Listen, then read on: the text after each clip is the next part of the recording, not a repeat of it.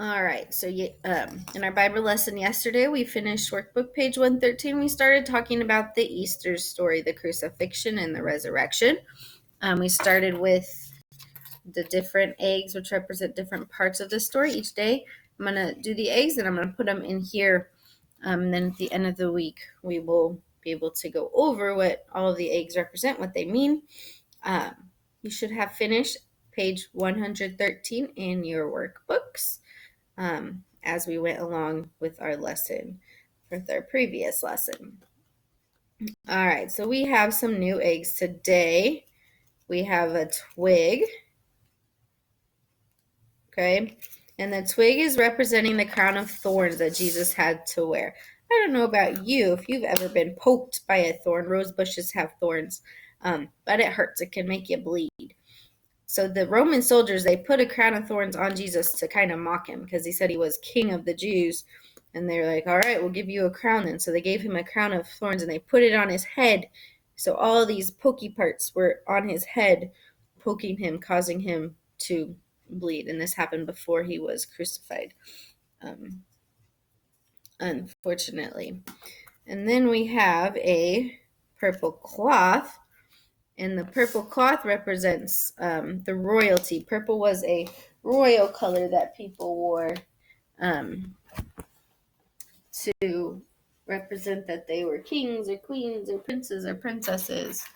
And then we have in this white one, sorry, I had to look for it. We have a nail. There's a nail. Let me pull that out for you. Okay. And the nail represents the nails that were put in his hands and his feet to keep him on the cross, to hang him up there, unfortunately, which is very sad that this happened to him and extremely painful. It's hard for us to even imagine the pain that came with this. But this is what happened. This is so that we can go to heaven with him. He loved us so much. He went through all this pain so that we can get to go to heaven with him when we die. Okay. In John chapter 18, so go ahead and go get your Bibles and turn to John 18 and 19 is where it'll be today. So not First John, but Matthew, Mark, Luke, and then John. It's a gospel in the New Testament. So I'm going to go ahead and turn there as well while you're doing that. John chapter 18.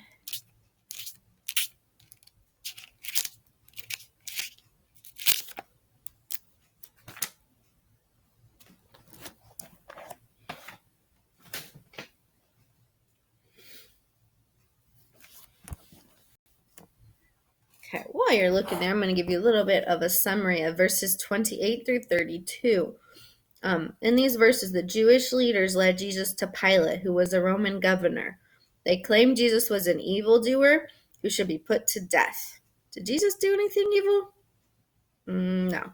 That's what they were claiming because they wanted him to die. The following Bible passage includes Pilate's questioning of Jesus and the events that led to his crucifixion, which means his death on a cross. So we are going to look at these verses right here, John 18, verses 33 through 19:16. Okay.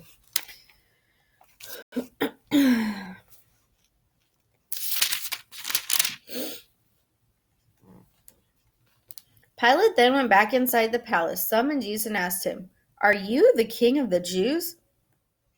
"Is that your own idea?" Jesus asked, "or did others talk to you about me?" "Am I a Jew?" Pilate replied. "Your own people and chief priests handed you over to me. What is it you have done?" Jesus said, "My kingdom is not of this world. If it were, my servants would fight to prevent my arrest by the Jewish leaders. But now my kingdom is from another place." "You are a king then," said Pilate. Jesus answered, "You say I am king. In fact, the reason I was born and came into this world is to testify to the truth. Everyone on the side of the truth listens to me." "What is truth?" retorted Pilate. With this, he went out again to the Jews, gathered there, and said, "I find no basis for a charge against this man." So he's saying he's not guilty of anything. "But it's your custom for me to release to you one prisoner at the time of the Passover. Do you want me to release the king of the Jews?" They shouted back, "No, not him! Give us Barabbas!" Now, Barabbas had taken part in an uprising, so they're choosing which man to release, Jesus or this guy Barabbas, who was a murderer. He'd killed people. Then Pilate took Jesus and had him flogged. Flogging is when is a whip, so it's like a stick with a string and then thorns attached to the string. So they were hitting him with this thorn whip. So the Pilate took Jesus and had him flogged. The soldiers twisted together the crown of thorns and put it on his head. They clothed him in a purple robe and went up to him again and again, saying, "Hail, the King of the Jews!" And they slapped him in the face. They were not really worshiping him. They were mocking him. Mocking means to make fun of him. Once more, Pilate came out and said to the Jews gathered there, "Look, I am bringing him out to you to let you know that I find no basis for a charge against him." When Jesus came out wearing the crown of thorns and the purple robe, Pilate said to them, "Here's the man." As soon as the chief priests and their officials saw him, they shouted, "Crucify! Crucify!" But Pilate answered, "You take him and crucify him. As for me, I find no basis for a charge against him." The Jewish leaders insisted, "We have a law, and according to that law, he must die, because he claimed to be the Son of God." When Pilate heard this, he was even more afraid, and he went back inside the palace. "Where do you come from?" he asked Jesus. But Jesus gave him no answer. "Do you refuse to speak to me?" Pilate said. "Don't you realize I have power either to free you or to crucify you?" Jesus answered, "You would have no power over me if it were not given to you from above. Therefore, the one who handed me over to you is guilty of a greater sin."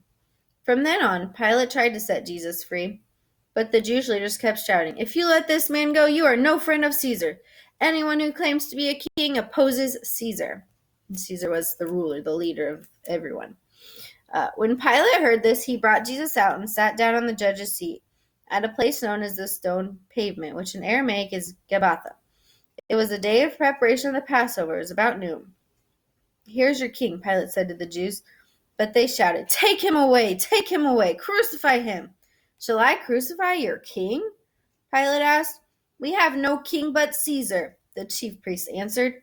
Finally, Pilate handed him over to be crucified. So I'm going to say Pilate didn't necessarily want to do this. He did not completely agree that Jesus was guilty of much, but he listened to the people, unfortunately, and he did ultimately make that decision to do that. I'm going to move myself there. Okay.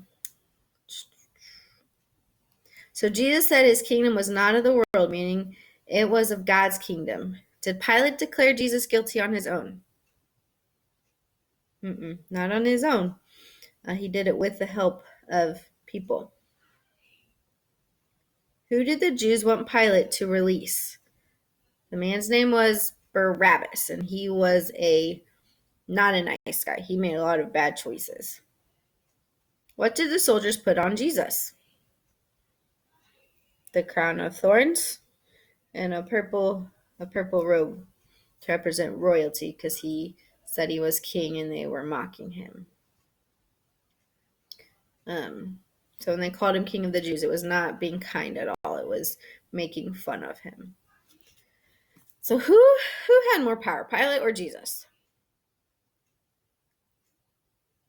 Jesus, right? He's omnipotent. He has all the power in the world.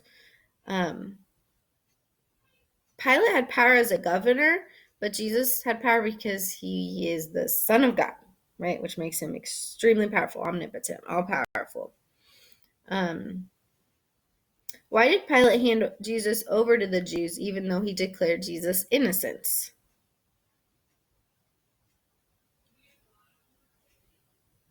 Okay, he may have felt some pressure from the people by the Jews' mention of Caesar as their only king and did not want to go against Caesar's name. Caesar's like who they worship, and I believe, he'd already been dead at this time, but that was the person that they were following. Okay, so I'm going to read just a little summary, a paraphrase of the rest of John 19. The soldiers divided Jesus' clothes among them. So they took off his clothes that he came in. He was forced to carry his cross to a place called Golgotha. And there, Roman soldiers crucified him. They put him on a cross. The soldiers lifted Jesus' cross and placed it between the crosses of two criminals who were also being crucified. One of the criminals admitted his need for Jesus. Jesus forgave that criminal immediately, saying that he would be with Jesus in paradise that very day. So this man who had committed actual crimes asked for forgiveness. Jesus said, "Yes, you're forgiven. You believe in me, I will see you in paradise." When Jesus knew his work on earth was done, he said, "It is finished," in Luke 23:45. As Jesus died, he said, "It is finished. It is done." Once that happened, darkness covered the earth and the temple veil was torn in two. So the temple that was created by Solomon, the veil was torn in two from top to bottom, and it was really high. So the fact it just tore in two when he died is mind-blowing, right? Matthew 27 adds that there was an earthquake occurred and graves were open and people came out of the graves when Jesus died, the moment he died. One of the soldiers at the crucifixion cut Jesus' side with a spear, and water and blood came out. That was predicted in Isaiah, and that proved that Jesus was dead. A follower of Jesus named Joseph of Arimathea offered to bury Jesus in a new tomb. Joseph and Nicodemus, another follower of Jesus, brought spices and wrapped his body in grave clothes to begin to prepare for burial. So burial was a big process here. They went in tombs, and they did not go underground like we have burials today. So then together, Joseph and Nicodemus laid Jesus in a garden tomb, in Joseph's tomb. Not his father Joseph, a different Joseph. When Jesus said it is finished, he meant God's purpose for sending Jesus to earth had been completed. Salvation for all people is now paid for in full. Jesus loved the world so much, he selflessly, not selfishly, the opposite of selfish. He was very selfless. He gave up his self to sacrifice for us, for me and my sins, for you and your sins, for your parents, your grandparents, your friends. We make mistakes every day. We sin. We give into temptation every day. But Jesus died because he loved you so much. He went through this pain of death because he loved you so much. And I think that is just incredible and mind-blowing. And I just am so thankful that because of his death, I'm able to go to heaven when I pass away. All right, so we're going to review our eggs. So we have our nail, which they use obviously bigger ones and sharper ones to pierce his hands and his feet onto the cross. We have the purple cloth representing the royalty that Jesus said he was the king of the Jews, which we know is true. But they were using it to mock him. And the crown of thorns represent the twig representing the crown of thorns that was placed on his head to cause more pain to him. So what you're going to do now that we have finished our lessons is you are going to complete workbook page 114 on your own. If you have questions, feel free to contact me. But enjoy this lesson, and I will have another one for you tomorrow. Bye.